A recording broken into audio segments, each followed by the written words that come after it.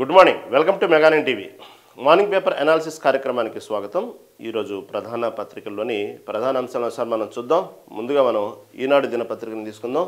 ఈనాడు దినపత్రికలో ప్రధానంగా ఈరోజు అసెంబ్లీకి ఘోష్ నివేదిక, ఇది ఈరోజు ఈనాడు హైలైట్ చేసినటువంటి వార్త.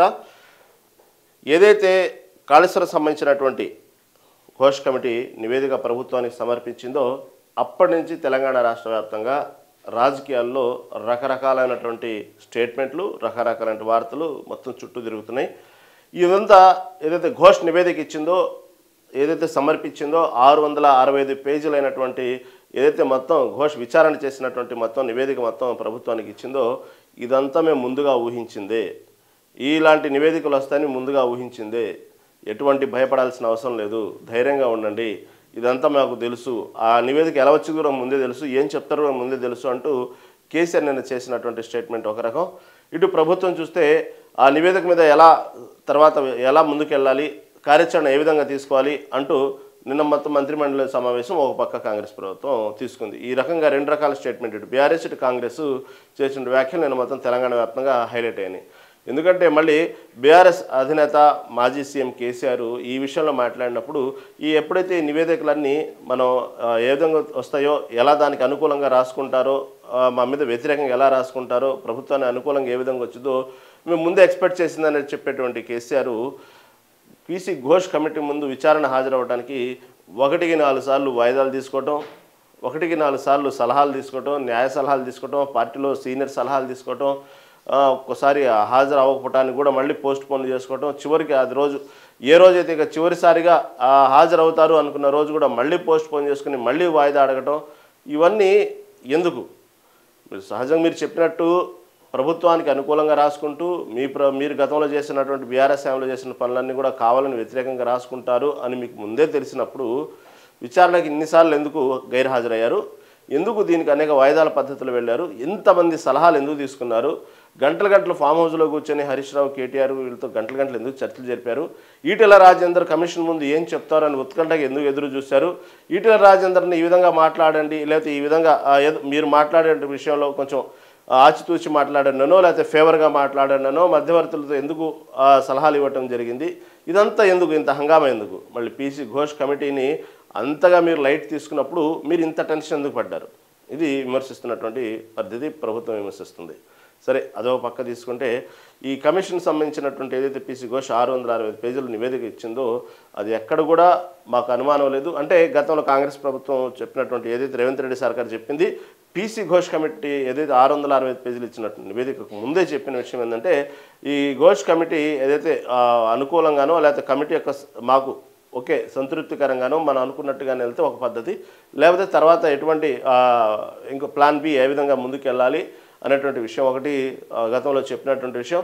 అదేవిధంగా ఈ కమిటీ తర్వాత నిర్ణయించుకునే విషయంలో అవసరమైతే సిఐడిది కూడా వెళ్తామన్నట్టు ఒకటి, సుప్రీంకోర్టుకి వెళ్తాను ఒకసారి, ఇలా రకరకాల స్టేట్మెంట్లు ప్రభుత్వం ఇచ్చిన విషయం మనం చూసాం రేవంత్ రెడ్డి సర్కార్. కాదు, ఈసారి మాత్రం జరిగిన మంత్రివర్గ సమావేశంలో ఈ 665 పేజీలకు సంబంధించిన నివేదికలో మాత్రం చాలా సంతృప్తికరంగా ఉంది. దీంట్లో మొత్తాన్ని కూడా మొత్తం ఎక్కడా భేషజాలం లేకుండా బాగానే జరిగింది. కమిషన్ సంబంధించిన నివేదికలో మొత్తం అతని యొక్క కమిషన్ విచారణ అయితే చాలా చక్కగా జరిగింది.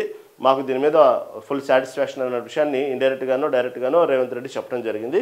దీనికి సంబంధించిన విషయాన్ని ఎక్కడో కొంతమంది కేవలం ఈ ఇచ్చినటువంటి పీసీ ఘోష్ కమిటీ ఇచ్చినటువంటి నివేదిక ఆధారంగా తీసుకొని కొంతమంది మీద రాజకీయ పరంగానో వ్యక్తిగతమైనటువంటి పరంగానో ఆ కక్షలో, అంటే రాజకీయ కక్షలో వ్యక్తిగత కక్షలో పెట్టుకొని మనసులో ముందుకెళ్తామని అనుకుంటున్నారు.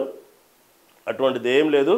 మొత్తం మీద అన్ని రాజకీయ పక్షాల ముందు పెడతాము, పెట్టిన తర్వాతే అందరి సలహాలు తీసుకున్న తర్వాతే వివరణ పూర్తిగా ఇచ్చుకునే అవకాశం కూడా ఇస్తాం మేము. ఆ అవకాశం ఇచ్చిన తర్వాతే రాజకీయ పక్షాల ముందు ఈ కమిటీ నివేదిక మొత్తం పెట్టిన తర్వాతే పూర్తిగా వివరించిన తర్వాతే మేము తదుపరి కార్యాచరణ ప్రకటిస్తాము. దాంట్లో ఎటువంటి భేషజాలాలు లేవు, ఎటువంటి మొహమాటం లేదు. మేము ఎవరి మీద వ్యక్తిగతంగా రాజకీయంగా కానీ ఇటు వ్యక్తిగత కక్షపూరితమైన కారణాలతో మాత్రం మేము ముందుకు వెళ్తాం అనుకున్నది మాత్రం అపోహ. అన్ని వివరంగా ఎక్కడ మేము దాచిపెట్టాం, ఓపెన్గా నివేదిక ప్రకారం ముందుకు వెళ్తాం అనే విషయాన్ని సీఎం రేవంత్ రెడ్డి చెప్పడం జరిగింది. తర్వాత ఎందుకంటే ఎక్కడ కూడా ఊరు నుంచి కానీ, పేరు నుంచి కానీ, స్థలం నుంచి కానీ అన్నిట్లో కావాలని స్వార్థపూరితంగానే మార్చి కాళేశ్వరం ప్రాజెక్ట్ కట్టి దాని మీద వేల కోట్లు కుమ్మక్కయ్యి దీని మీద పెద్ద చివరికి కూలిపోవడానికి కూడా కారణమైంది. ఇంత ఘోరమైన అవినీతి జరిగింది అనే విషయాన్ని సీఎం రేవంత్ రెడ్డి నిన్న చెప్పినటువంటి మంత్రివర్గ సమావేశంలో చెప్పినటువంటి విషయం సీఎం రేవంత్ రెడ్డి. కాబట్టి కమిషన్ ఈ పొందుపరిచింది. ఈ నివేదికలో రాబోయే రోజుల్లో శాసనసభ మండలిలోనూ ప్రవేశపెట్టి అన్ని రాజకీయ పక్షాలకు వారి అభిప్రాయాలను స్వేచ్ఛగా చెప్పే అవకాశం కల్పిస్తున్నాం. ఈ మేరకు మంత్రివర్గ సమావేశం నిర్ణయం తీసుకున్నాం. అందరి అభిప్రాయాలు పరిగణలో తీసుకున్న తర్వాత భవిష్యత్తు కార్యాచరణ కమిషన్ సూచనలు అమలు చేయడానికి ప్రభుత్వం ముందుకెళ్తుంది. ఇందులో ఎలాంటి శశభిషలకు తావులేదని ముఖ్యమంత్రి రేవంత్ రెడ్డి స్పష్టం చేశారు. అదేవిధంగా సచివాలయంలో సోమవారం ముఖ్యమంత్రి రేవంత్ రెడ్డి అధ్యక్షతన మంత్రివర్గ సమావేశం ఉంది. ఈ విషయాన్ని మొత్తాన్ని చెప్పడం జరిగింది. అదేవిధంగా ఇక్కడ ఉన్నటువంటి వ్యక్తిగత నిర్ణయాలు, ఆర్థిక అవకతవకలు, ఇంకో విషయం ఇక్కడ చూసుకుంటే ఈ విషయాన్ని కూడా హైలైట్ చేశారు. డిజైన్ల నిర్మాణం లోపాలతో బ్యారేజ్కి నష్టం. ఈ డిజైన్ల యొక్క నిర్మాణం మొదటి నుంచి దీని మీద అధికారుల ఒత్తిడి లేకపోతే ఇంజనీర్ల లోపము ఇవన్నీ చెప్తున్నారు. కాదు, కేవలం సీఎం మంత్రివర్గం వీళ్ళు చేసినటువంటి తప్పిదం వల్లే ఈ విధంగా అధికారులు ఒత్తిడికి లోనయ్యి ఈ విధంగా డిజైన్లో మార్పు చేశారనే విషయాన్ని కూడా కమిటీ చెప్పినటువంటి నివేదికలో ఉంది. కాబట్టి ఈ విషయంలో కూడా చాలా గట్టిగానే నిర్ణయాలు తీసుకుంటాం, అధికారుల మీద తీసుకుంటాం. అవసరమైతే అప్పట్లో ఉన్నటువంటి, ఎందుకంటే ఇక్కడ కాళేశ్వరం సంబంధించినటువంటి ఏదైతే డిజైన్ ఉందో వీళ్ళు చెప్పినట్టుగానే స్థలం మార్చడం, ఊరు మార్చడం, పేరు మార్చడం, ఇవన్నీ కూడా ఎక్కడ కూడా మంత్రివర్గ సమావేశంలో ముందు పెట్టి మంత్రుల సలహాలు తీసుకుని ముందుకెళ్ళినటువంటి దాఖలాలు అయితే ఇక్కడ కనబడట్లేదు. కేవలం అది వ్యక్తిగత నిర్ణయంగా తీసుకొని కొంతమంది మంత్రివర్గంలో ఉన్నటువంటి ఒకళ్ళిద్దరు ముగ్గురు ఉన్నటువంటి మంత్రులు వ్యక్తిగతంగా నిర్ణయం తీసుకుని ముందుకెళ్లారు అన్నటువంటి విషయాన్ని కూడా కమిటీ చెప్పడం జరిగింది. కాబట్టి ఆ విషయాన్ని కూడా ప్రస్తావిస్తూ డిజైన్ల నిర్మాణం, నాణ్యత లోపాలతో బ్యారేజీలకు నష్టం, అన్ని విషయాల్లో అప్పటి సీఎం కేసీఆర్ జోక్యం, మంత్రివర్గం ముందు పెట్టకుండానే మేడిగడ్డకు పరిపాలన అనుమతి, కాళేశ్వరంపై సమర్పించిన నివేదికలో జస్టిస్ ఘోష్ కమిషన్ ప్రజెంటేషన్లో మంత్రి ఉత్తమ్. ఎందుకంటే గతంలో ఈటెల రాజేంద్ర కూడా అప్పట్లో మంత్రిగా బీఆర్ఎస్ హయాంలో ఆర్థిక మంత్రిగా ఉన్నప్పుడు ఇవన్నీ జరిగినాయి కాళేశ్వరం ప్రాజెక్టు. తర్వాత ఈ సంబంధించినటువంటి పీసీ ఘోష్ కమిటీ ముందు విచారణకు హాజరయ్యేటప్పుడు ఈటెల రాజేంద్ర చెప్పిన విషయం కూడా అదే.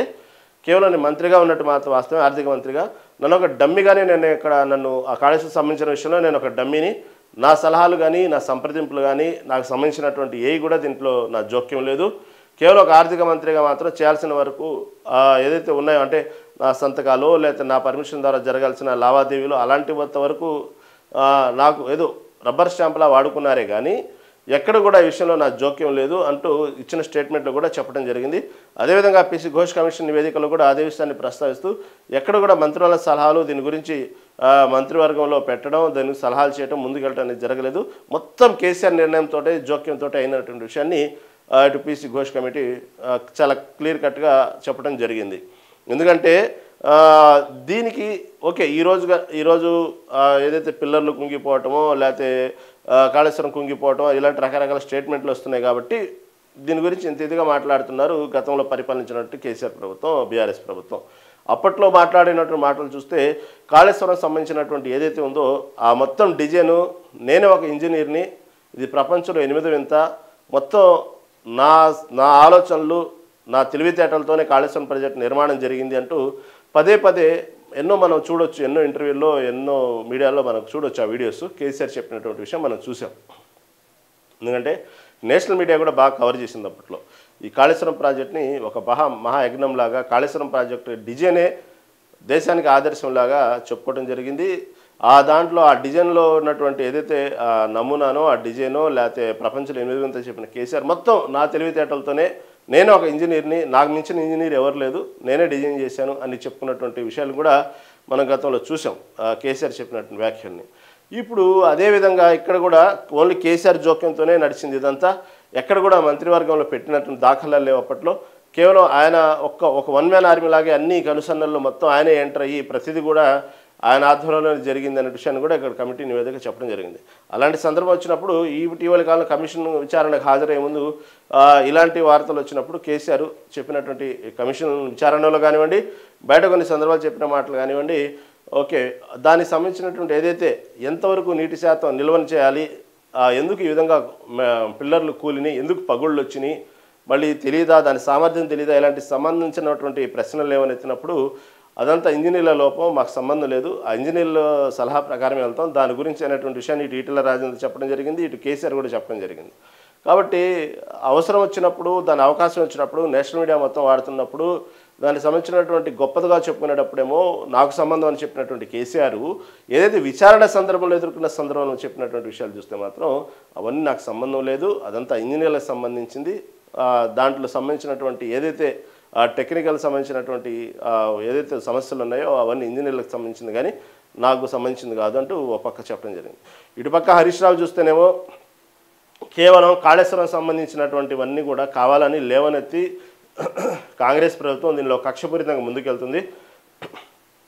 కాళేశ్వరం సంబంధించినటువంటి ప్రాజెక్టు ఈరోజు కూడా చాలా అద్భుతమైన కట్టడం, దానికి జాతీయ హోదా కోసం కూడా ప్రయత్నించాము, చాలా అద్భుతమైన కట్టడము, రైతులకు ఈ విధంగా ఉపయోగపడుద్ది, కాళేశ్వరం సంబంధించిన డిజైన్ ఇది అంటూ ఇటు గంటల తరబడి ప్రజెంటేషన్ హరీష్ రావు ఈ రోజు కూడా ఇస్తూ ఉన్నారు, నిన్నటి కూడా ఇస్తూ ఉన్నారు దీని గురించి సంబంధించినటువంటి కాళేశ్వరం సంబంధించినటువంటివి.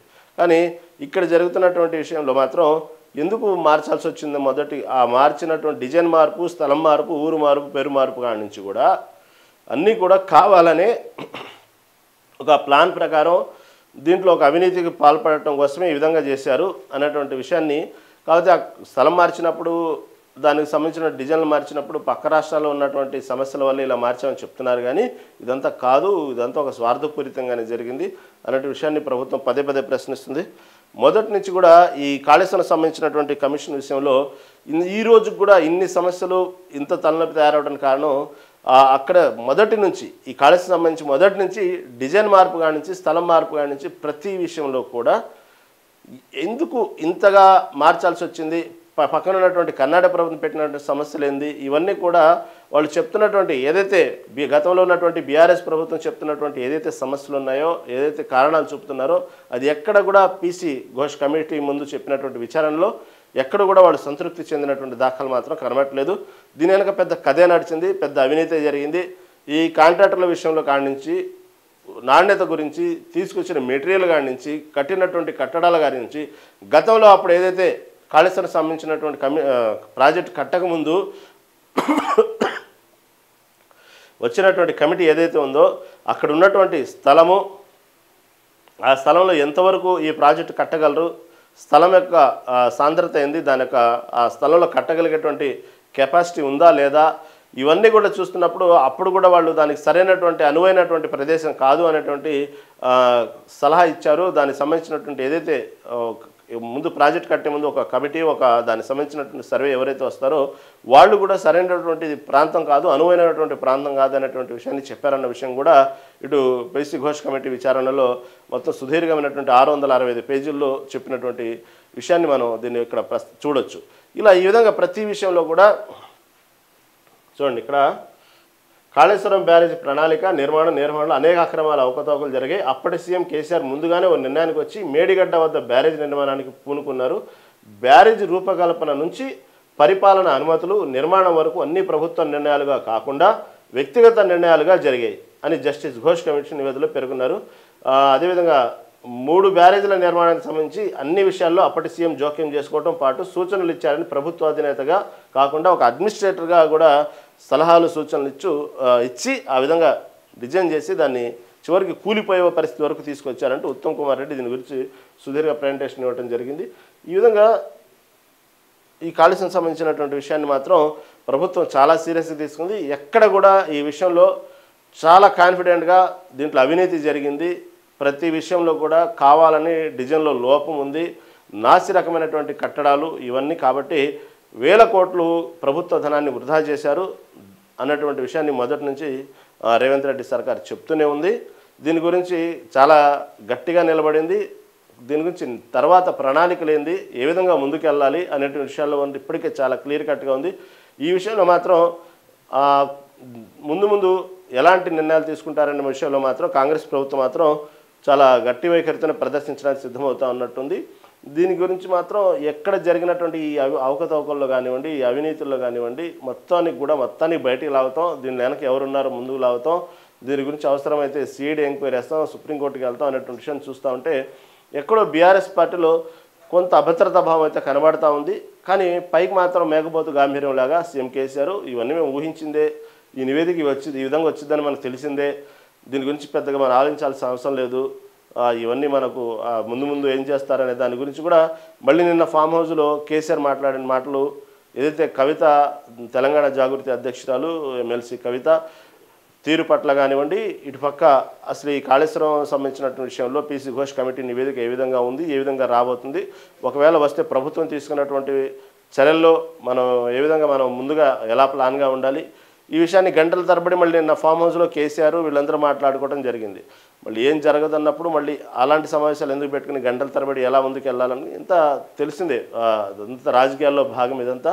కాకపోతే ఇక్కడ బీజేపీ ప్రశ్నిస్తున్నది ఏంటంటే ఇటు పక్క ప్రతిపక్ష పార్టీ కూడా ఓకే ఈ కాళేశ్వరం సంబంధించిందనే కాదు, ఇలా రకరకాలుగా ఇటు కార్ రేసింగ్లు కానివ్వండి, ఇటు ఫార్ములా కార్ రేస్ కానివ్వండి, ఈ కాళేశ్వరం సంబంధించిన కానివ్వండి, ఇంకా మద్యం కుంభకోణం కానివ్వండి, అనేక రకాలైనటువంటి విషయాలు చాలా జరుగుతున్నాయి. బీఆర్ఎస్ ప్రభుత్వం ఇంకా అవినీతి చాలా ఉన్నాయి ఈ మధ్యకాలంలో జరిగినాయి. అవన్నీ కూడా కేవలం మీరు ఒక ప్రశ్నని సమస్యని లేవనెత్తుతున్నారే కానీ దానికి సంబంధించి ఎటువంటి నిర్ణయాలు తీసుకోవటం కానీ అరెస్ట్ల పర్వం కానివ్వండి, దాని గురించి సీరియస్గా దాని గురించి ఒక యాక్షన్ ఎందుకు తీసుకోలేకపోతున్నారు, ఎందుకు అరెస్ట్ చేయలేకపోతున్నారు, దీన్ని ఎందుకు ఈ విధంగా మీరు కేవలం ప్రశ్నలు లేవనెత్తడం, సమస్యను లేవనెత్తడం, దాన్ని ఒక హైప్ స్టేజ్ తీసుకురావటం, మళ్ళీ ఆ సమస్యను పక్కన ఎత్తడం, ఇంకో సమస్య దగ్గరికి వెళ్ళడం ఇలా చేస్తున్నారు. కానీ ఇంతవరకు ఎందుకు సరైనటువంటి యాక్షన్ తీసుకోలేదు? చేతుల్లోనే ఉంది కదా పోలీస్ యంత్రాంగం, ప్రభుత్వం మొత్తం మీ చేతుల్లో ఉంది. ఎందుకు మళ్ళీ ఇంత అవినీతి జరుగుతున్నప్పుడు ఫలానా చోట ఇలా జరిగిందన్నప్పుడు మీరు ఎందుకు అరెస్ట్ ఎందుకు చేయట్లేదు? దాని గురించి ఎందుకు సరైనటువంటి విచారణ ఎందుకు చేయట్లేదు? కేవలం మీరు దీన్ని లోపాయికారితన ఒప్పందంగానే బీఆర్ఎస్ కాంగ్రెస్ ప్రభుత్వాలు ఒక లోపాయికారితన ఒప్పందం ఉంది, ఇదంతా ఒక హైడ్రామా అంటూ ఇటు బీజేపీ కొట్టిపారేస్తుంది. ఎందుకంటే ప్రభుత్వం మీ చేతిలో ఉంది కదా, మళ్ళీ ఎందుకు దీని గురించి ఒక సరైనటువంటి నిర్ణయం ఎందుకు తీసుకోలేకపోతున్నారు? దీన్ని కేవలం ఈ విధంగానే ఒక 5 ఏళ్ల వరకు ఒక సమస్యలుగా లేవనెత్తి ఒక రాజకీయ హైడ్రామా చేస్తూ ఎన్నికల వరకు దీన్ని తీసుకెళ్ళి ఎన్నికల్లో లాభ పట్టడం కోసం, ఎన్నికల కోసమే ఈ విధంగా మీరు ఈ 5 ఏళ్ళు ఈ విధంగా లాగుతూ ఉంటారా? ఎందుకంటే ఇటుపక్క ఫోన్ ట్యాపింగ్ విషయం కూడా చాలా మనం చూస్తూ ఉన్నాం. ఈ ఫోన్ ట్యాపింగ్ విషయం అసలు రోజు రోజుకు ఉత్కంఠ, రోజు రోజుకు ఎవరైతే ఫోన్ ట్యాపింగ్ బాధితులు ఉన్నారో సెలబ్రిటీల కాడి నుంచి కింద స్థాయి వరకు ప్రతి వాళ్ళు కార్యకర్తల వరకు కూడా ఫోన్ ట్యాపింగ్ జరిగిందంటూ ప్రతిరోజు నిత్యం వార్తల్లో రోజుకు ఒక హైలైట్. దానికి ఒక రాజకీయ పార్టీ అని కాదు, ప్రతి వారు పక్క పెద్ద పెద్ద ఐఏఎస్లు, ఐపీఎస్లు, సెలబ్రిటీలు, రాజకీయ నాయకులు, జడ్జీలు వీళ్ళందరూ దీంట్లో ఫోన్ ట్యాపింగ్ బాధితులే అంటూ మనం చూసాం. రోజుకు రంగ ఉత్కంఠ, రోజుకో రంగం వెళ్ళటం, దానికి ఏదైతే ఫోన్ ట్యాపింగ్ విషయం సంబంధించినటువంటి విషయాల్లో ఎంక్వైరీ ముందు హాజరవటం, వాళ్ళు సంబంధించినట్టు వాళ్ళకు పిలవటం, ఈ సిట్ అధికారులు పిలవటం, వీళ్ళు వెళ్ళటం, చెప్పటం, ఇలా రోజుకొక రకమైన మనం తెలంగాణలో వాతావరణం మనం చూసాం ఉత్కంఠంగా, ప్రతిరోజు చూసాం వార్తల్లో. ఇక ఏదో అయిపోతుంది, అబ్బో దీని వెనక పెద్ద వ్యవహారం నడిచింది, అరెస్టుల పర్వం కొనసాగుతుంది అన్నటువంటి ఒక హైప్ని సప్పని క్రియేట్ చేసి ఒక్కసారిగా ఈరోజు మనం కూడా ఇప్పుడు నేను చెప్పగానే అవును కదా నిజమే కదా అనేటువంటి ఆలోచన మీకు కూడా రావచ్చు. మర్చిపోయాం, మీరు మర్చిపోయారు, అందరం మర్చిపోయారు, దాని గురించి పక్కన పెట్టేశారు. ఒక తర్వాత దీనికి ముందు సిట్ విచారణకు ముందు కాళేశ్వరం కమిషన్ సంబంధించింది. కాళేశ్వరం కమిషన్ కేసీఆర్ హాజరవుతారంట ఒకరోజు, హాజరవంట ఒకరోజు, ఈటెల రాజేందర్ హాజరవుతారంట ఒకరోజు, ఏదో చెప్పబోతున్నారు ఈటెల రాజేందర్ ప్రభుత్వానికి వ్యతిరేకంగా. గతంలో అప్పుడు బీఆర్ఎస్ హయాంలో ఆర్థిక మంత్రిగా ఉన్నారు కాబట్టి కేసీఆర్ మీద ఉన్నటువంటి కోపంతోనో, కేసీఆర్ ఈటెల రాజేందర్తో జీవితాన్ని ఏ విధంగా ఆడుకున్నారో అవన్నీ మనసులో ఉంది. ఇక ఏం లేదు, మొత్తం కేసీఆర్ అసలు మొత్తం పుస్తకం మొత్తం ఇప్పేస్తారు, అయిపోయింది కేసీఆర్ పని, ఉన్నట్టు మొత్తం చెప్పేస్తారు, ప్రభుత్వాన్ని అప్పుడు గత ప్రభుత్వం బీఆర్ఎస్ని ఇరకాటంలో పెట్టేస్తారు అనే విషయాన్ని కొన్ని రోజులు హైకు. తర్వాత హరీష్ రావు హాజరవుతారు అని ఒకరోజు హరీష్ రావు హాజరయ్యారు. ఈ విధంగా రకరకాలుగా కొన్నాళ్ళు అయితే ఇది ఒకటే ఊకదంపుడు మొత్తం ఈ కాళేశ్వరం సంబంధించిన కాళేశ్వరం కమిషను హాజరు ఈరోజు అవుతారంట, మళ్ళీ తర్వాత మళ్ళీ ఒక వారం పర్మిషన్ అడిగారు. ఒకసారి కాదు సినిమా స్టైల్లో ఒక రచ్చబండ లెవెల్లో మొత్తం కేసీఆర్ ఏదైతే ఉందో ఈ Kaleshwaram commission PC Ghosh committee ముందు మొత్తం ఒక లైవ్ ప్రోగ్రామ్ పెడతారంట. దీనికి సంబంధించినట్టు మొత్తం సినిమా స్టైల్లో ఒక ఠాగూర్ సినిమా లెవెల్లో మొత్తం ఓపెన్ పంచాయతీ జరిగిద్ది, కేసీఆర్ని కడిగి పడేస్తారు కమిటీ అని ఒక హైప్ క్రియేట్ తీసుకొచ్చి తర్వాత దాంట్లో కాదు కేసీఆర్ రిక్వెస్ట్ మీదనే అందరికి జరిగినట్టు విచారణ పర్సనల్గానే జరిగింది అన్నటువంటి విషయం, దాన్ని ఒక హైప్ స్టేజ్ తీసుకొస్తారు. అయిన తర్వాత కేటీఆర్ విషయానికి వచ్చేటప్పటికి ఫార్ములా కార్ రేస్లో ఈ 50,000 కోట్ల అవినీతి జరిగింది. దీని గురించి మొత్తం ఈ విధంగా అప్పట్లో ఉన్నటువంటి ఫార్ములా సంబంధించినట్టు వేరే కంపెనీలతో ఈ విధంగా లాభపడ్డారు, ఈ విధంగా మోసం జరిగింది, అవినీతి జరిగింది అంటూ కొన్నాళ్ళు ఒక హైప్ క్రియేట్ చేసి కేటీఆర్ హాజరయ్యారు కమిషన్ ముందని ఒకరోజు. ఇదంతా ఒక హైప్ క్రియేట్ చేయటం. తర్వాత ఒకసారి కవిత లేఖ విడుదలైంది, కాంగ్రెస్లో విలీనం కాబోతుంది, ఈ విధంగా ఒక 5గురు ఎమ్మెల్యేలను తీసుకుని కాంగ్రెస్ పార్టీలో చేరబోతుంది, ఢిల్లీ స్థాయిలో అధికారులతో మాట్లాడింది, ఎక్కడో రేవంత్ రెడ్డి కొంచెం ఇప్పుడు కాదు తర్వాత చూద్దాం అనే విషయంగా అడ్డం తగులుతున్నారు. కానీ కేంద్రం మాత్రం కాదు ఇదే సరైన సమయం తీసుకుందాం అంటూ కొన్నాళ్ళు ఒక వార్త హైలైట్, ఈ వార్త వచ్చినప్పుడు ఈ వార్తని లో చేయటం, మళ్ళీ ఈ వార్త వచ్చినప్పుడు ఈ వార్తను హైలైట్ చేయటం, ఈ విధంగా ఎప్పటికప్పుడు బీజేపీ ప్రశ్నలు లేవనెత్తిందనే కాదు, ఒకసారి మనం అంతా ఒక రివ్యూ చేసుకుంటే ఇదే వాతావరణం కనబడుతూ ఉన్నది. దేని గురించి ఒక క్లారిటీ అంటే నేను చెప్పడం ఒక సపోజ్ ఒక సమస్య మీద లేవనెత్తినప్పుడు మీరు లేవనెత్తినట్టు హైపీలో వెళ్ళినప్పుడు వెంటనే అరెస్ట్ చేసి లోపలేమని కాదు, ఒక సమస్యని ఎండింగ్లో కూడా సప్పని మీరు టాపిక్ డైవర్ట్ చేసి జరిగినటువంటి ఏదైతే సమస్యని పూర్తిగా మర్చిపోయేలా చేస్తున్నారు తెలంగాణ సమాజాన్ని. అది చాలా వెరైటీగా ఉంది. అందుకే బీజేపీ కూడా అదే ప్రశ్న లేవనెత్తుతుంది. ఇదంతా వాళ్ళు చాలా హాస్యాస్పదంగా చూస్తున్నారు. ఇదంతా నెక్స్ట్ ఏమైద్ది అనేటువంటి ఉత్కంఠ ఇటు అందరూ మనతో పాటు ప్రజలతో పాటు తెలంగాణ ప్రజలు యావత్తు మొత్తం తెలంగాణ సమాజం ఎక్కడికప్పుడు ఉత్కంఠగా ఎదురు చూస్తూ ఉంటే బీజేపీ మాత్రం చాలా హాస్యాస్పదంగా చూస్తుంది. ఇది నెక్స్ట్ ఏమైద్దో మనకు తెలుసు. మనం ఒక సినిమా చూస్తున్నప్పుడు నెక్స్ట్ సీన్ ఏమైద్దో మనం ఊహించినట్టే బీజేపీ ముందుగానే ఊహించేస్తుంది. ఆ తర్వాత నెక్స్ట్ ఇది జరిగిద్ది, చివరికి క్లైమాక్స్ ఏముండదు, మళ్ళీ పార్ట్ 2 ఉన్నిద్ది అన్నట్టుగానే వాళ్ళు ఎక్స్పెక్ట్ చేస్తున్నారు. వాళ్ళు చెప్పినట్టే చేస్తుంది సర్కారు కూడా, రేవంత్ రెడ్డి సర్కారు కూడా, ఈ కాంగ్రెస్ ప్రభుత్వం కూడా అలాగే చేస్తుంది. కేవలం ఇది ఈ విధంగా ప్రతి సమస్యను లేవనెత్తి దానికి ఒక హైప్ క్రియేట్ చేసి దాన్ని పక్కన పడేసి ఈ విధంగా ఎన్నికల వరకు కూడా బీఆర్ఎస్ని ఊపిరాడకుండా చేయటమే ప్రణాళిక. కానీ దీంట్లో ఎటువంటి సమస్యల పరిష్కారం ఉండదు, దీని గురించి ఒక కథ అయితే క్లైమాక్స్ ఉండదు అనే విషయాన్ని బీజేపీ చాలా గట్టిగా వాదిస్తుంది, చెప్తుంది కూడా అదేవిధంగా. ఎందుకంటే ఇటు రేవంత్ రెడ్డి సర్కార్ ఈ విషయంలో ప్రతి చిన్న విషయాన్ని కూడా ఆలోచిస్తే మొదటి నుంచి ఇప్పుడు మన గతంలో చూసాం హైడ్రా కూడా అంతే, అంటే ఇది బీఆర్ఎస్ సంబంధం లేదు కాకపోతే హైడ్రా విషయంలో కూడా అంతే, అక్రమ కట్టడాలంటూ ఎక్కడికక్కడ మొత్తం అసలు ఏం లేదు ప్రక్షాళన చేసుకుంటూ వెళ్తున్నారు అని మొత్తం మొదటి టెంకాయ నాగార్జున సంబంధించి ఎన్కన్వెన్షన్తో మొదలుపెట్టినటువంటి ఏదైతే హైడ్రా ఉందో చివరికి ఈ రోజు వరకు కూడా ఏమైందో కూడా తెలియదు. మళ్ళీ అక్కడ ఉన్నటువంటి అక్రమ కట్టడాలు కూల్చేసిన తర్వాత దానికి ఏ విధంగా ప్రభుత్వం ఏ ఉద్దేశంతో అయితే ఆ అక్రమ కట్టడాలను కూల్చిందో అక్కడ ఏ విధంగా ఆ ఉద్దేశం ప్రకారం ముందుకెళ్తుందా, అది నిజంగానే ఆ సమస్య అక్కడ పరిష్కారం దొరికిందా, అక్రమ కట్టడాలు మొత్తం క్లియర్ చేశారా, అక్కడ ఉన్నటువంటి విషయాన్ని నిజంగానే చెరువులు ఎక్కడైతే తెలంగాణ వ్యాప్తంగా పూడ్చినటువంటి చెరువులు కొన్ని వందల చెరువులు బయటికి తీశారా, అది ఈ రోజు కూడా ఈ రోజు వరకు కూడా ఇంతవరకు దానికి సంబంధించినటువంటి ఈ హైడ్రా విషయంలో ఈ మూసి ప్రక్షాళన విషయంలో ఒక హైప్ క్రియేట్ చేశారు. మూసి ప్రక్షాళన అన్నది మొత్తాన్ని ప్రక్షాళన చేస్తున్నారు, అక్రమ కట్టడాలు తొలగిస్తున్నారు. మళ్ళీ అర్ధాంతరంగా అది ఏమైందో కూడా ఈ రోజు కూడా మనకు దానికి సంబంధించినటువంటి విషయాన్ని మనకు తెలియదు. ఆ విధంగా ప్రతి విషయంలో కూడా ఇటు రేవంత్ రెడ్డి సర్కారు ఎందుకు ప్రజలు ఊహించినట్టుగానే ఇటు పక్క బీజేపీ చెప్పినట్టుగానే ఎందుకు దీన్ని ఈ విధంగా ముందుకు తీసుకెళ్తా ఉంది, ఎందుకు సడన్గా మధ్యలో ఎందుకు ఆపేసిద్ది, ఎందుకు హైప్ క్రియేట్ చేసిద్ది అనేది ఈరోజు కూడా దానికి సంబంధించినటువంటి ఈ రోజు వరకు కూడా దానికి సంబంధించినటువంటి ఆన్సర్ లేదు. ఇప్పుడు చూస్తే స్థానిక సంస్థల ఎన్నికలు వచ్చినాయి. ఈ స్థానిక సంస్థల ఎన్నికలు ఇప్పటిది కాదు, దాదాపుగా సంవత్సరం పైన అవుతుంది దాని గడువు పూర్తయి. ఈ రోజు వరకు కూడా గ్రామాల్లో దానికి సంబంధించినటువంటి అభివృద్ధి కార్యక్రమాలు ఎక్కడెక్కడ నోచుకోక సర్పంచులు లేక సరైనటువంటి ఒక క్యాడర్ లేక ఆ విధంగా మూలబడిపోయి ఉన్నాయి. దాన్ని ఎప్పటికప్పుడు కొంచెం మళ్ళీ ప్రభుత్వం మీద ఏదో ఒక టాపిక్ వచ్చినప్పుడు మళ్ళీ వెంటనే దాన్ని సైడ్ ట్రాక్ చేయడం కోసం స్థానిక సంస్థల ఎన్నికల టాపిక్ ముందుకు తీసుకొస్తారు. ఏదో ఒక మంత్రి రూపంలోనో అధికార ప్రతినిధి రూపంలోనో ఏదో ఒక రూపంలో ఈ స్థానిక సంస్థల ఎన్నికలు ముందుకు తీసుకొస్తారు. అలా తీసుకొచ్చి ఈ ఇందాక చెప్పిన సమస్యలాగానే దీన్ని కూడా ఒక సమస్యను వాయిదాలు వేసుకుంటూ ఎన్నికల టాపిక్ని ముందు తీసుకొచ్చి చివరికి అది కోర్టు దాకా వెళ్ళి కోర్టు ముట్టిగాలు వేసిన తర్వాత ఒక డెడ్ లైన్ విధించిన తర్వాత వెంటనే హడావుడి చేయడం మొదలుపెట్టారు. ఆ హడావుడిలో ప్రధాన పాత్ర బీసీ రిజర్వేషను. ఈ బీసీ రిజర్వేషను ఇంత హడావుడి ఇప్పుడు చేయాల్సిన అవసరంలా, ఎందుకంటే కరెక్ట్గా ఎడ్జ్లో పెట్టుకుని ఏదైతే కోర్టు ముట్టిగా వేసి మీరు ఇంకా కారణాలు చెప్పడం ఆపేయండి, ఇంకా సెప్టెంబర్లోపు ఎన్నికలు జరపండి, ఈ నెలలో వచ్చేటప్పటికి జూలైలో మీరు దాని సంబంధించి నోటిఫికేషన్ విడుదల చేయండి, ఇంకా చాలు మీ డ్రామాలు చేయాలన్న తర్వాత అప్పుడు అంత హడావుడి చేయాల్సిన అవసరంలా. ఇదే బీసీ రిజర్వేషన్ సంబంధించి ఇదే ధర్నాలో లేకపోతే ఇదే హడావుడియో గతంలో మీరు చేసినట్టయితే ఒక 6 నెలల క్రితమో ఒక సంవత్సరం క్రితమో చేసినట్టయితే మీరు ఎప్పుడైతే ఈ పంచాయతీ సంబంధించినటువంటి గడువు అయిపోయిన కొత్తలోనే మళ్ళీ మేము స్థానిక సంస్థల ఎన్నికలకు వెళ్ళాలి కాబట్టి మేము మాట కట్టుబడి ఉన్నాము, బీసీ రిజర్వేషన్ సంబంధించి మాకేదో ఒకటి తేలాలి అనేటువంటి విషయంలో ఇదే గట్టిగా పట్టదు అప్పుడు ఉన్నట్టయితే ఈ పాటికి ఎన్నికలు కూడా అయిపోయి ఈ పాటికి ఎవరో ఒకళ్ళు సర్పంచులు జెడ్పీటీసీలు ఎంపీటీసీలు కూడా అయిపోయేవాళ్ళు. ఎందుకు ప్రతిసారి అంటే చూసేటువంటి జనాలు అమాయకులు అనుకుంటారా మీరు?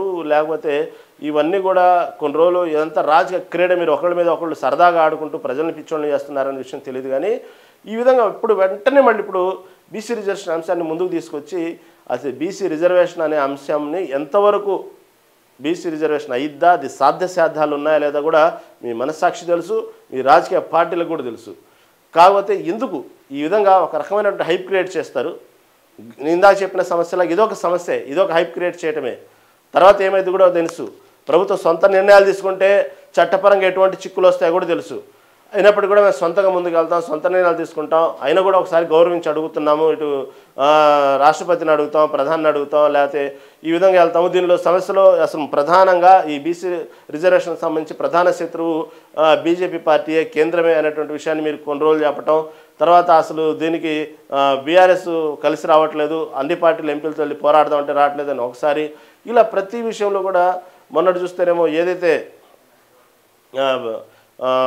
ఇటీవల చూసుకుంటే ఈ బీసీ రిజర్వేషన్ సంబంధించి దాదాపుగా గతంలో చేసినటువంటి కొన్ని ఆర్డినెన్స్ కూడా మనం పరిశీలించినట్టయితే ఇటు తమిళనాడు ఇలా కొన్ని ప్రభుత్వాలు వెళ్ళినాయో అవన్నీ కూడా అలాగే నేను సొంత నిర్ణయాలు తేల్తాము అనుకున్నప్పుడు అసలు దీనికోసం ఇంత హడావుడి చేసి ఎన్నికలకు దీని ప్రధాన కారణంగా చూపి మీరు వాయిదాలు వేయాల్సిన అవసరం లేదు. వెళ్ళొచ్చు.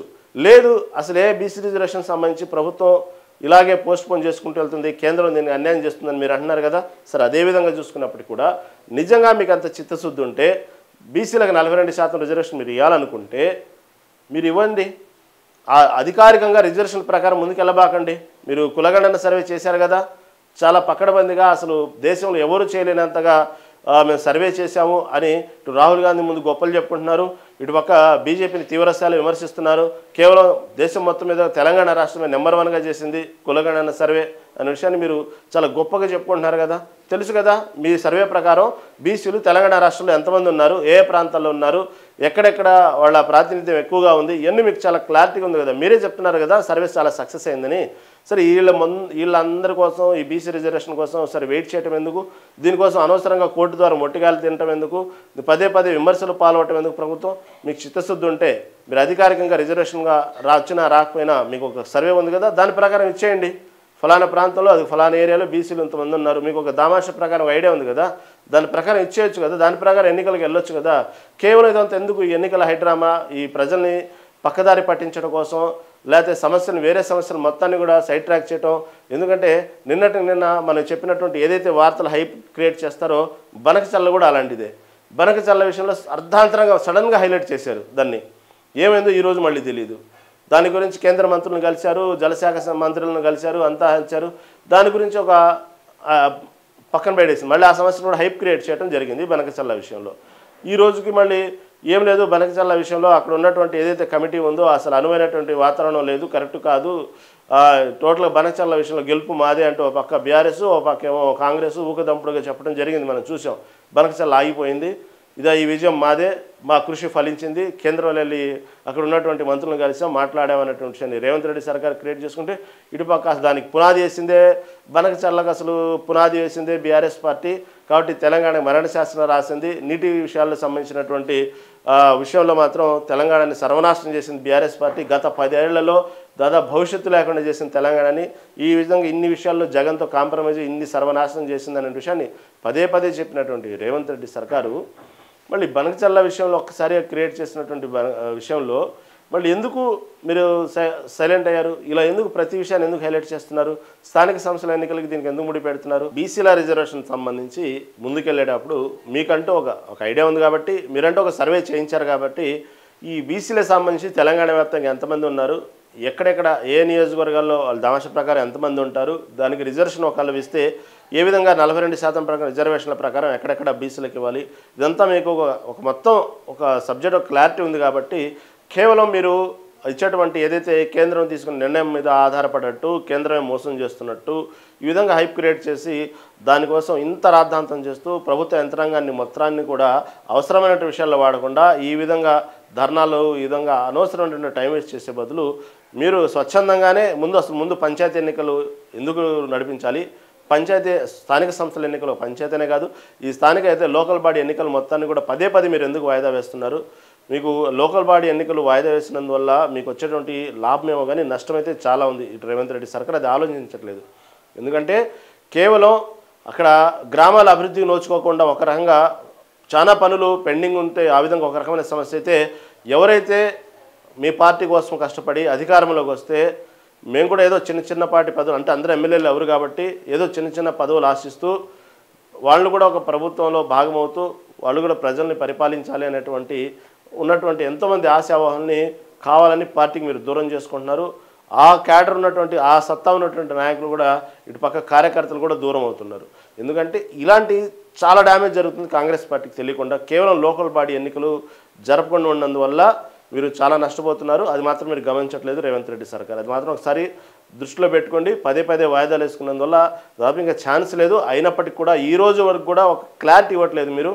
ఇటుపక్క ఎన్నికల కమిషన్ మాత్రం దానికి సంబంధించినటువంటి ఏదైతే జెడ్పీటీసీ ఎంపీటీసీ ఎన్నికలు ఎక్కడెక్కడైతే ఖరారైపోయినాయి, సర్పంచ్ ఎక్కడ సంబంధించిన మొత్తం ఖరారైపోయినాయి, దానికి సంబంధించినటువంటి పోస్టల్ బ్యాలెట్లు ఏదైతే ఉన్నాయో అవన్నీ కూడా ఆ సంబంధించినటువంటి యంత్రాంగం తన పని తాను చేసుకోబోతుంది. ఎక్కడ ఆగట్లేదు.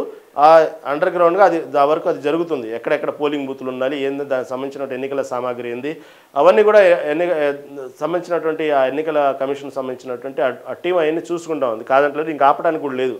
కాకపోతే దీనికి ఇంత హైక్రియేట్ చేసి హైడ్రామా చేయాల్సిన అవసరం లేదు. ఎందుకంటే నిజంగా అది రిజర్వేషన్ 42% రిజర్వేషను బీసీల పట్ల మీకు అంతటి ప్రేమ ఉండి అంతగా మీరు చేయాలనుకుంటే జరపచ్చు, వెళ్ళొచ్చు ఎన్నికలకి. మీరు సరదాగా అసలు చాలా ఇంకా మీకు బీసీల పట్ల ఉన్న ప్రేమని ఇంకా మీరు చాలా నిరూపించుకున్నట్టు అయింది ఆ విధంగా ముందుకెళ్తే. ఎందుకంటే మీ దగ్గర నివేదికలు ఉన్నాయి, ఎక్కడెక్కడో మీరు కులగండ సర్వే చేశారు. మీరు బేషరతుగా వెళ్ళండి.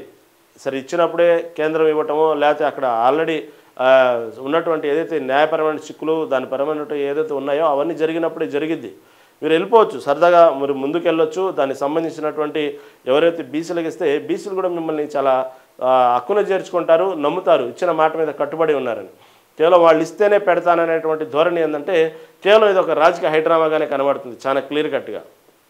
మళ్ళీ కొంతమంది విశ్లేషకుల అభిప్రాయం కూడా దీని గురించి ఒక నిర్ణయం వచ్చేటువంటి అవకాశం ఉంది ఈ రిజర్వేషన్ సంబంధించి. కాబట్టే ఈ పార్టీలన్నీ కూడా ఒక్కసారిగా దీన్ని హైప్ క్రియేట్ చేసి నిన్న చూసుకుంటే ఎమ్మెల్సీ కవిత చేసినటువంటి ఏదైతే నిరాహారదీక్షకు సంబంధించిన విషయం కానివ్వండి, ఇటుపక్క బీఆర్ఎస్ పార్టీ కూడా ఇప్పుడు ఢిల్లీలో ధర్నా చేయడానికి సిద్ధమవుతా ఉంది. దీని గురించి ఇటుపక్క తలసాని శ్రీనివాస్ యాదవ్ భారీ బహిరంగ సభ పెట్టడానికి కూడా సిద్ధమవుతా ఉన్నారు ఈ బీసీల రిజర్వేషన్ సంబంధించి. ఇటుపక్క కేవలం ఎన్నికల విషయంలోనే కాదు, మిగతా విద్యా ఉద్యోగ విషయాల్లో కూడా ఈ విధంగా రిజర్వేషన్ అవసరం, బీసీలకు 42% అనే విషయాన్ని ఇటు ఎమ్మెల్సీ కవిత లేవనెత్తి అక్కడ నిరాదీక్ష మొదలు పెడుతుంది. మీరు చూస్తే రేపు మీరు కూడా ఢిల్లీలో దీని గురించి సరైనటువంటి అనుకూలమైనటువంటి సమాచారం, అనుకూలమైనటువంటి వ్యవహారం కనుక రాకపోతే మీరు కూడా ఢిల్లీలో ధర్నాకి జంతర్ మంతర్ వద్ద ధర్నా చేయడానికి మీరు సిద్ధమవుతున్నారు. ఇంత హైడ్రామా కూడా అవసరంలా. మీరు ఇవ్వాలనుకుంటే స్థానిక సంస్థల ఎన్నికలకు మీకు నిజంగా అంత బీసీల పట్ల ప్రేమ అవన్నీ ఉంటే మీరు ప్రశాంతంగా ముందుకు ఎన్నికలు వెళ్ళొచ్చు. మీరు దాని గురించి చూద్దాం. మళ్ళీ దీనికి సంబంధించి ఈ విధంగా రిజర్వేషన్కి సంబంధించి బీసీలకు సంబంధించి ఏ విధంగా అయితే ముందుకు వెళ్తున్నారో చూద్దాం. ఇప్పుడు ప్రధానంగా లేవనెత్తే సమస్య కూడా అదే. ఇప్పుడు బీజేపీ కానీ మిగతా చూస్తున్నట్టు విశ్లేషకులు కానీ ప్రధాన తటస్థులు కానీ ప్రశ్న లేవనెత్తుతుంది ఏంటంటే, మీరు ఎందుకు ప్రతి విషయాన్ని ఇంత హైప్ క్రియేట్ చేయటం ఎందుకు, దాని తర్వాత దాన్ని ఎందుకు మళ్ళీ పక్కన పడేయటం ఎందుకు, ఇంకో సమస్యను తీసుకోవటం ఎందుకు, మళ్ళీ దాన్ని హైప్ క్రియేట్ చేయటం ఎందుకు, ఈ విధంగా చేయటం ఎందుకు? మీరు ఇంతవరకు తీసుకున్న నిర్ణయాలు మొదటి నుంచి మీరు ప్రభుత్వంలో వచ్చినప్పటి నుంచి కూడా ఫార్ములా కార్ రేస్ కాడి నుంచి ఇటుపక్క మద్యం సంబంధించిన కాడి నుంచి ఇటుపక్క ఫోన్ ప్రధానంగా మీరు అసలు ఫోన్ ట్యాపింగ్ విషయంలో చాలా సీరియస్గా తీసుకున్న ఫోన్ ట్యాపింగ్ విషయం కాడి నుంచి ఈ కాళేశ్వరం సంబంధించిన కాడి నుంచి ఏ విషయంలో మీరు సరైనటువంటి ఒక క్లైమాక్స్ అనేది ఎక్కడ ఉంది? ప్రతి సబ్జెక్టుకు ఒక క్లైమాక్స్ లేదు. దాన్ని ఆ విధంగా ముందుకు వెళ్తూ ఉన్నారు. ఎందుకు దీని గురించి క్లైమాక్స్ అనగానే వెంటనే తీసుకొచ్చి సీఎం స్థాయి హోదాల్లో ఉన్నటువంటి మంత్రులను తీసుకొచ్చి లోపలేమని కాదు గతంలో పరిపాలించినటువంటి. కానీ మీరు ఎక్కడ ఎవరు అవినీతి చేశారు, ఎక్కడ ఏం జరిగింది, నిజంగా ఎంత డ్యామేజ్ జరిగింది, వీళ్ళు ప్రధానంగా వీళ్ళు దోషులు వీళ్ళు అనేటువంటి విషయాన్ని మీరు ఎందుకు ముందు పెట్టలేకపోతున్నారు? దాని కథ క్లైమాక్స్ ఎందుకు చేయలేకపోతున్నారు? ఇదే విధంగా 5 ఏళ్ళు సాగించేసి మళ్ళీ ఎన్నికలకు వెళ్ళడానికి అది ఒక హైడ్రామా క్రియేట్ చేస్తున్నారా? వీళ్ళు దోషులుగా ముందు పెట్టి ఈ 5 ఏళ్ళు అలాగే కొనసాగించి చివరికి వీళ్ళు దోషులు అని చెప్పేసి వీళ్ళు తెలంగాణకి దోహం చేశారనో లేకపోతే తెలంగాణ ద్రోహులుగానో లేకపోతే వీళ్ళు అవినీతి పరులుగానో ఈ విధంగా మచ్చేసి మళ్ళీ ఎన్నికలకు వెళ్ళటానికైనా నిజంగా వీళ్ళకి ఎవరైతే చట్టం తన పని చేసుకుపోయినట్టు అవినీతికి సంబంధించిన విషయంలో మిగతా విషయాల్లో వీళ్ళు అరెస్టుల పరం ఉన్నదా? ఏం లేదు. అందరూ చెప్పినట్టుగానే ఇదే విధంగా రేవంత్ రెడ్డి సర్కార్ ముందుకెళ్తుంది. చూసాం మనం గతంలో హైడ్రా కూడా ఇదే విధంగా జరిగింది, అది చూసాము. ఎందుకంటే ఏదైతే ఉద్దేశపూర్వకంగా మీరు హైడ్రా కూల్చివేతలు చేశారో అక్కడ సరైన న్యాయం ఈ రోజు కూడా జరగల. మధ్యలో అమాయకులు ఇళ్లను ఎంతోమందిని కూల్చేశారు. అది ఓకే, అక్రమ కట్టడాలు చట్టపరమైనటువంటి విషయాలు మీరు తీసుకున్నారు. కానీ ఎక్కడైతే ఎవరిదైతే హైడ్రా విషయంలో మీరు కూల్చివేతలు ప్రారంభించారో, ఎంతైతే బాధపడ్డారో మధ్యతరగతి వాళ్ళు, సామాన్యులు ఎంతైతే బాధపడ్డారో, సరే బాగా ఉన్నతమైన వాళ్ళు, బాగా ధనికులు వాళ్ళ ఇళ్ళు కూల్చేశారంటే ఓకే, వాళ్ళకు ఉన్నటువంటి 4 బిజినెస్లు ఇది ఒకటిలే అనుకుంటారు. నాగార్జున లాంటి పెద్ద పెద్ద స్థాయి వ్యక్తులు సరే నేను స్వచ్ఛందంగానే సరే పోని ప్రభుత్వానికి అంటున్నారు, లేకపోతే దానివల్ల రాష్ట్రానికి ఉపయోగపడుద్ది కాబట్టి ఓకే అనేసి వదిలేస్తారు. కానీ అసలు మొత్తం దాని మీద కష్టపడుతూ బ్యాంకు లోన్లు తీసుకుంటూ ఇన్నాళ్ళ నుంచి కష్టపడేదో కొద్ది గొప్ప సొమ్ముని ఏర్పాటు చేసుకుని కట్టిన ఇల్లును కూల్చినప్పుడు సహజంగా చాలా మనోవేదనకు గురవుతారు, వాళ్ళు బాధపడతారు, మీ ప్రభుత్వం పట్ల వ్యతిరేకంగా మాట్లాడతారు. ఇవన్నీ జనరల్గా ఎక్స్పెక్ట్ చేసిందే. కానీ వాళ్ళు కూడా ఎక్కడో కొంత రిలీజ్ అయ్యే విధంగా ఓకే రేవంత్ రెడ్డి సర్కార్ తీసుకున్న నిర్ణయం పట్ల పోతే పోయింది, మా ఇళ్ళు పోయినా కూడా అదిగో ఒక రకమైనటువంటి శాశ్వత పరిష్కారం ఇచ్చారు తెలంగాణకి. దీనివల్ల భవిష్యత్తులో తెలంగాణకి శాశ్వత పరిష్కారం వల్ల ప్రజలకు ఉపయోగం ఉంది, రాష్ట్రానికి ఉపయోగం ఉంది. కాబట్టి ఈ నిర్ణయం తీసుకోవడంలో ఓకే సరే పోనీ మాది పోతే పోయింది, మేమే ఒక త్యాగం. ఇప్పుడు అమరావతి రైతులు కనుక ఏ విధంగా అయితే వాళ్ళకి సంబంధించినటువంటి పంట పొలాలని పచ్చగా పండే పంట పొలాలను ఏ విధంగా ఇచ్చేశారో రాష్ట్ర అభివృద్ధి కోసం, అట్లాగే మేము కూడా మా స్థలాన్ని ఇచ్చాను అనుకుంటామని ఎక్కడో కొంత ఇన్నర్గానే వాళ్ళు సాటిస్ఫై అయ్యేవాళ్ళు. మీరు దానికి ఈ రోజు వరకు కూడా ఏదైతే కూల్చివేతలు చేశారో ఇక్కడ సరైనటువంటి ప్రణాళిక లేదు. ఎందుకు కూల్చివేశారో తెలియదు, దాన్ని ఏ విధంగా వాడుతున్నారో తెలియదు. దానికి సంబంధించినటువంటి ప్రభుత్వం ఏదైతే అక్రమ కట్టడాన్ని తీసేసినందువల్ల దానివల్ల ప్రభుత్వం ప్రతిఫలం ఏం పొందిందో కూడా ఈరోజు కూడా దానికి సంబంధించినటువంటి ఒక సరైనటువంటి క్లారిటీ లేదు. దానికి దీర్ఘకాలంగా ఉపయోగపడిద్ది అనడానికి గ్యారంటీ లేదు. అలాగే ప్రశ్నలు ఏమైనా సమస్యలు ఏమైనా ఎత్తుతున్నారు, దాన్ని మూలపడేస్తున్నారు. ఇది ఈ విధంగా రేవంత్ రెడ్డి సర్కార్ అపవాదులు మూట కట్టుకుంటా ఉంది. అంతేకాకుండా సహజంగా ఉన్నటువంటి గ్యారంటీల విషయంలో కూడా ప్రజల పట్ల వ్యతిరేకత ఉంది. వాళ్ళు మీరు ఏ విధంగా మీరు స్థానిక సంస్థల ఎన్నికలు ఇన్నిసార్లు వాయిదా వేసి మొత్తం ఏదంటారు కాయ పండిన తర్వాత అన్నట్టు ఆ విధంగా మీ మొత్తం మీ ప్రభుత్వం మీద ప్రజలు ఆ విధంగా బాగా అసహనంగా కోపంగా ఇటు పక్క ఉన్న సమయంలో మీరు కేవలం ఒక అపోహ మాత్రంలో ఉన్నారు. ఏదో మేము తెలంగాణ బ్రాండ్ ఇమేజ్ని పెంచుతున్నాం, లేకపోతే రైతుల ఖాతాల్లో డబ్బులు వేస్తున్నాం, లేకపోతే రకరకాలైనటువంటి కార్యక్రమాలతో తెలంగాణ ఇమేజ్ని పెంచుతున్నాం రాష్ట్ర వ్యాప్తంగా ప్రపంచవ్యాప్తంగా. ఇలాంటి అపోహల్లో మీరు ఏదో బాగానే పరిపాలిస్తున్నాం అనే విషయంలో మీరు స్థానిక సంస్థల ఎన్నికలకు వెళ్తున్నారేమో, కానీ అవన్నీ మీరు పెట్టినటువంటి ఏదైతే మిస్ వాళ్ళు, మిస్ యూనివర్సులు ఇవన్నీ కూడా ప్రజలకు అవసరం లేదు. వాళ్ళు దానికి తగ్గట్టు మీరు ఏదో ఆలోచించి మీకు రూరల్ ఏరియాలో ఓట్లు పడతాయి అనుకోవటం చాలా పొరపాటు. ఎందుకంటే కేవలం అది కొంతమంది బడాబాబులకో లేకపోతే మీరు చెప్పినట్టు పెట్టుబడిదారులు రావడానికో ఒక హైదరాబాద్ గురించి గొప్పగా చెప్పుకోవడానికి పనికొచ్చింది, కానీ సామాన్య ప్రజలకైతే కడుపు నిండేటటువంటి ప్రోగ్రాంలు అయితే కాదవి. అలాగే మీరు తీసుకున్న ప్రతి విషయంలో కూడా మీరు ఏదైతే ఎక్స్పెక్ట్ చేస్తున్నారో స్పోర్ట్స్ కానివ్వండి మిగతా విషయంలో ఇవన్నీ రాష్ట్రానికి అవసరమే. కానీ అవన్నీ రూరల్ ఏరియాలో మధ్యతరగతి ప్రాంతాల్లో పేదలలో ఎక్కడ కూడా మీరు చేసిన పనులు ఎవరి కడుపు నింపవు, ఎవరిని మీరు హర్షించే స్థాయిలో లేరు, హర్షించరు కూడా. కాబట్టి మీరు ప్రధానంగా మీరు చూసుకోవాల్సింది ఏంటంటే మీరు మొన్న ఎన్నికల్లో గెలవడానికి కూడా ప్రధాన కారణం ఏంటంటే ఎక్కడ మీరు హైదరాబాద్ వ్యాప్తంగా మెట్రో నగరాల్లో ఎక్కడ కూడా మీకు సరైన మెజార్టీ రాలా, మీకు సరైనటువంటి ఎక్కడ ఒక్క సీటు కూడా మీరు గెలవాల. మీకు ఎక్కడ ప్రజలు ఆదరించారు, రూరల్ ఏరియాలో ఆదరించారు. కాబట్టి అదే మీకు పట్టు, అదే మీకు ఉన్నటువంటి పార్టీ క్యాడరు. ఆ క్యాడర్ని కూడా ఇప్పుడు మీరు ఇటు పక్క ఎడిదిరిగి నగర వ్యాప్తంగా ఉన్నటువంటి ఆదరణ మీరు ఎక్కడైతే రోజు రోజుకు కోల్పోయారు, ఉన్నటువంటి ఏదైతే మీ పరిపాలనలో భాగంగా మీరు దాని మీద సరైన పట్టు లేక నగరంలో ఉన్నటువంటి హైదరాబాద్ నగరానికి ఉండాల్సిన అందం ఏంది, హైదరాబాద్ నగరానికి రావాల్సిన పట్టుబడులు ఏంది, అసలు హైదరాబాద్ ఉండాల్సిన ఏదైతే ఉన్నాయో కొన్ని స్టాండర్డ్స్ ఉంటాయి, అవన్నీ మీరు నమ్మకం కోల్పోయారు. ఇటుపక్క క్రమేపీ మీకు ఎక్కడైతే పట్టుందో, ఏదైతే రూరల్ ప్రాంతాలు మీరు గెలవడానికి కారణమయ్యారో, ఏదైతే రూరల్ ప్రాంతాల ప్రజలు మీ పట్ల ఒక అభిమానంతో అది కాంగ్రెస్ పార్టీ లేకపోతే ఏ పార్టీ, మీరు ఏ పార్టీ నుంచి మీ చరిత్ర ఏంది ఇవన్నీ పట్టించుకోవాలి. కేవలం మీ మీద నమ్మకం అంటే రేవంత్ రెడ్డి అనేటి ఒక వ్యక్తి నమ్మకంతోనే మేజర్గా ఓట్లు పడ్డాయి మొన్నటి రోజున. అటుపక్క బీఆర్ఎస్ మీద వ్యతిరేకత కొంతైతే 10 ఏళ్ళు పరిపాలించింది కాబట్టి కేవలం ఉన్నటువంటి కాంగ్రెస్ నాయకులు మొత్తంతో రేవంత్ రెడ్డి అనేటువంటి ఒక బ్రాండ్ ఉంది. ఆ రేవంత్ రెడ్డినే యువత బాగా నమ్మారు. ఆ నమ్మకాన్ని మీరు రోజు సన్నగిల్లుతుంది. ఎక్కడైతే మీకు పట్టున్నటువంటి రూరల్ ప్రాంతాల్లో ఎక్కడైతే మీకు ఓటింగ్ శాతం ఉందో, ఎక్కడైతే నమ్మారో వాళ్ళని కూడా చివరికి ఇటు పక్క ఎడిదిరిగి ఇక్కడ లేదు, హైదరాబాద్ వ్యాప్తంగా నగరం మొత్తంలో కూడా లేదు, రూరల్లో కూడా మీరు దాదాపుగా మేజర్ భాగం మీరు పోగొట్టుకుంటున్నారు. కాబట్టి ఇంకా చాలా సమయం ఉంది, ఇంకా 3 ఏళ్ళ పైనే ఉంది ఎన్నికలకి. ఇప్పటికైనా సరే దానికి సంబంధించి మీరు ఎక్కడైతే మిస్ అవుతున్నారో, మీరు ఎక్కడైతే ఇంకా అపోహలు ఉన్నారో, నిద్రపోతున్నారో దాన్ని కొంచెం పట్టించుకొని ఈ స్థానిక సంస్థల ఎన్నికలకు ముందుకెళ్తాంతో పాటు అక్కడ ఉన్నటువంటి ప్రజా సమస్యని, లోకల్లో ఉన్నటువంటి సమస్యలు ఎక్కడైతే మీరు చెప్తున్న హైప్ క్రియేట్ చేస్తూ మళ్ళీ మీ దృష్టి దాకా కేవలం మీ చుట్టూ ఒక క్వార్టరీ ఉండి మీకు ఏదైతే వార్తలు చెప్తున్నారో తెలియదు, కానీ లోకల్లో ఉన్నటువంటి ఏదైతే రూరల్ ప్రాంతాల్లో ఉన్నటువంటి ప్రజలు ఈరోజు కూడా అనేక సమస్యలతో కొట్టుమిట్టాడుతున్నారు. ఇటుపక్క యువత కానివ్వండి, ఇటుపక్క ఉద్యోగాలకు సంబంధించిన కానివ్వండి, ఇక గ్రామాల్లో ఉన్నటువంటి సమస్యలు కానివ్వండి, ఎన్నో ఉన్నాయి చూసుకుంటూ పోతే. అవన్నీ ఒకసారి లోకల్గా గ్రౌండ్ లెవెల్లో పార్టీని సంబంధించినటువంటి ఎంక్వైరీ చేసుకోండి, తెలుసుకోండి. అంతేగాని కేవలం ఈ రిజర్వేషన్లు, హైడ్రామాలు, ఈ కాళేశ్వరంలు ఇవన్నీ కూడా అది మీరు చెప్పినట్టు చట్టం తన పని తాను చేసుకోపోయిద్ది. దానికి సంబంధించి మీరు ప్రతిరోజు కాన్సన్ట్రేషన్ చేయాల్సిన అవసరం లేదు. దీని గురించి మీడియా సమావేశాలు పెట్టి గంటల ప్రజెంటేషన్ ఇస్తూ కేవలం దీని మీదే చేయాల్సిన అవసరం లేదు. మీరు చెప్పినట్టుగానే ఈ పీసీ ఘోష్ కమిటీ నివేదిక నిజమైతే కమిటీ నివేదిక ప్రకారం చట్టం ముందుకెళ్ళిద్ది. ఆ యంత్రాంగం వేరు, తన పని తాను చేసుకెళ్ళిద్ది. కాబట్టి మీరు ఒక కన్నేసి ఉంచుతారు ప్రభుత్వ పరిపాలన యంత్రాంగం కాబట్టి ఎక్కడ లోపాలు జరుగుతున్నాయి, ఏంది, ఇది నివేదిక ప్రకారం ముందుకెళ్తుందా లేదా, మళ్ళీ దీంట్లో ఏమన్నా లోపాయకారితన ఒప్పందాలు ఉన్నాయా, ఏ అధికారి ఎలా చేస్తుండో అది దానికి సంబంధించి ఒక కన్నేసి ఉంచు తప్పులేదు. కానీ కేవలం దీనికోసమే గంటల తరబడి మంత్రివర్గం సమావేశాలు పెట్టుకుని ప్రజెంటేషన్ ఇచ్చుకుంటూ ఒకరోజు మీరు, ఒకరోజు బీఆర్ఎస్ పార్టీ, ఒకరోజు బీజేపీ పార్టీ పెట్టుకుని దాని మీద కౌంటర్కి మళ్ళీ ఇంకోసారి సమావేశం పెట్టుకుని గంటల తరబడి దాని మీద వ్యయప్రయాసాలు కూర్చి దాని గురించి మళ్ళీ ఇంత హడావుడి చేయాల్సిన అవసరం లేదు. మీరు అనుకున్నట్టుగానే ముందు స్థానిక సంస్థల ఎన్నికలు వెళ్ళండి, ప్రజా తీర్పును ఒకసారి చూడండి, వాళ్ళని ఆ తీర్పును గౌరవించండి. దాని పట్ల నిజంగా మీరు పార్టీలకు సంబంధం లేకుండా ఎన్నికలు జరపనివ్వండి.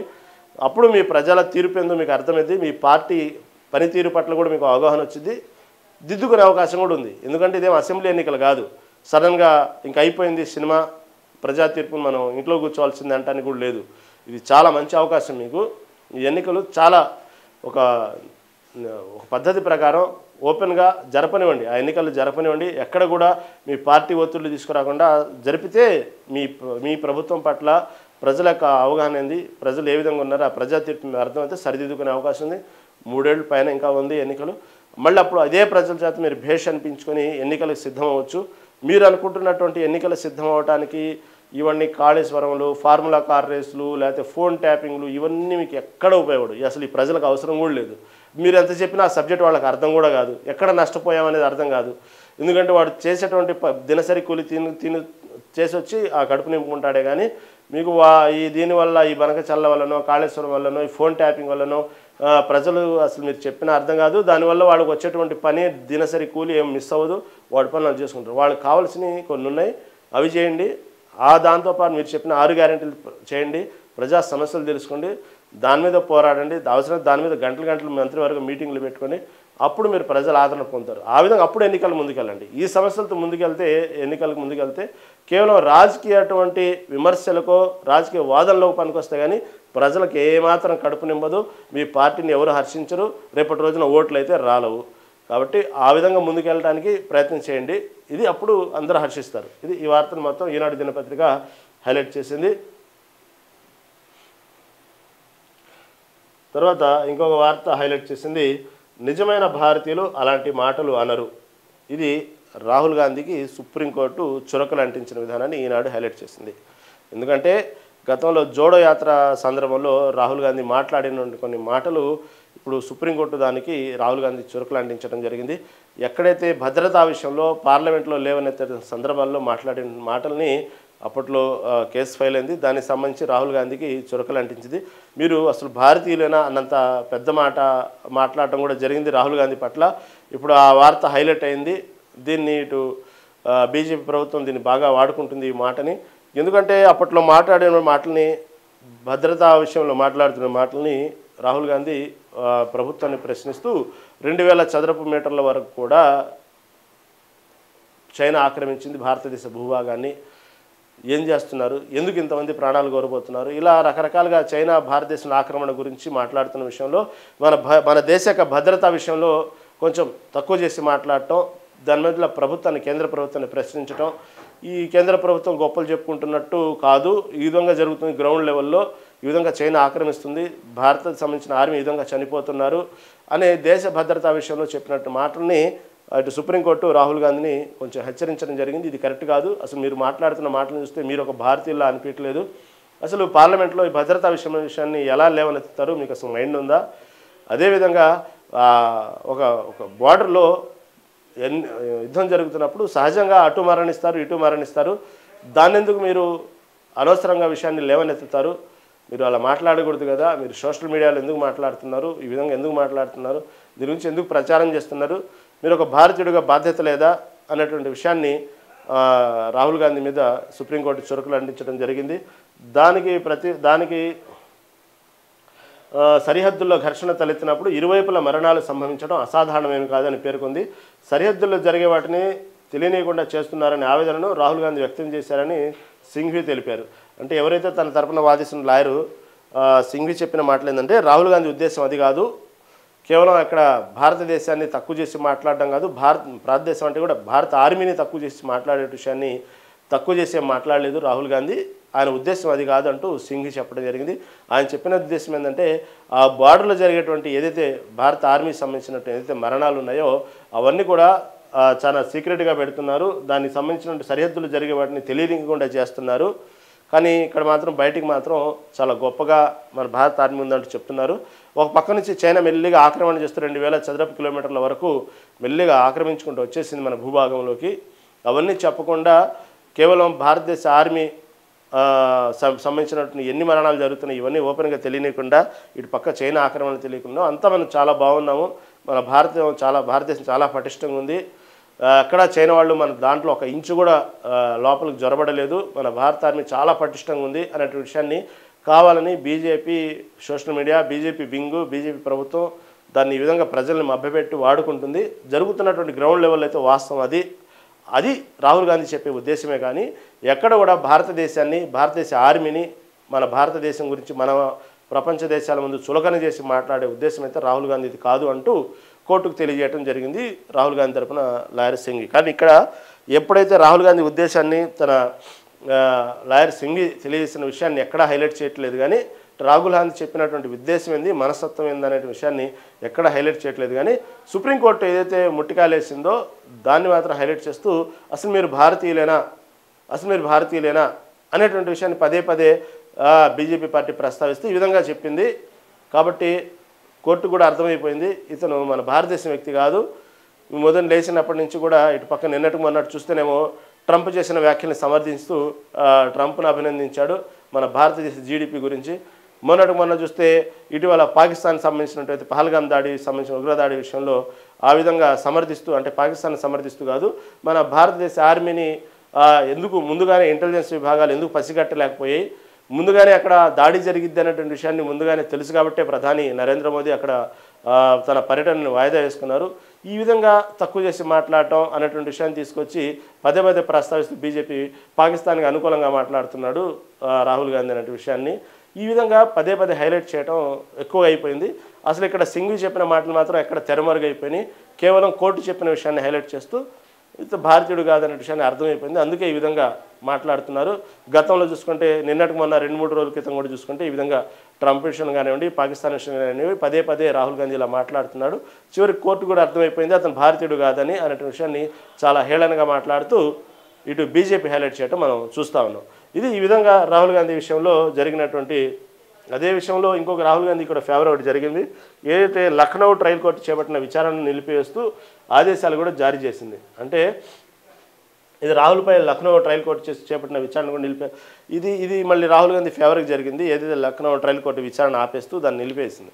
మళ్ళీ ఇలాంటివన్నీ కూడా హైలైట్ చేయకుండా కేవలం రాహుల్ గాంధీని అసలు భారతీయుడేనా అన్న మాటను మాత్రం పదే వాడుకుంటుంది. ఈ కొన్నాళ్ళు మంచి స్టఫ్ దొరికింది బీజేపీ పార్టీకి ఇది వాడుకోవడానికి, ఈ డైలాగ్ని, ఈ రాహుల్ గాంధీని. కాబట్టి ఇక్కడి నుంచి రాహుల్ గాంధీ ఇంతకుముందు ఏదన్నా మాట్లాడితే రకరకాలుగా రాహుల్ గాంధీని విమర్శిస్తూ ఉండేవాళ్ళు. ఇప్పుడు ఈ మాటని ఎప్పుడైనా రాహుల్ గాంధీ ఏదన్నా ప్రజా సమస్యల మీద కానీ, దేశ సరిహద్దు విషయాలు కానీ, దేశం గురించి మాట్లాడుతున్నప్పుడు ఇంక నువ్వు ఆపరా నాయన, నువ్వు అసలు ఇండియన్ కాదని సుప్రీంకోర్టే చెప్పింది అన్నటువంటి విషయాన్ని బాగా వాడుకోవడానికి ఇది అస్త్రంగా ఉపయోగపడింది. ఇది ఈనాడు దినపత్రికలోని ప్రధాన వార్తలు. ఈరోజు దినపత్రికలోని మొత్తం మీద చూసుకుంటే ఇది ఈనాడు పత్రికలోని ప్రధానమైన వార్తలు. చూస్తూనే ఉండండి మెగా 9 టీవీ.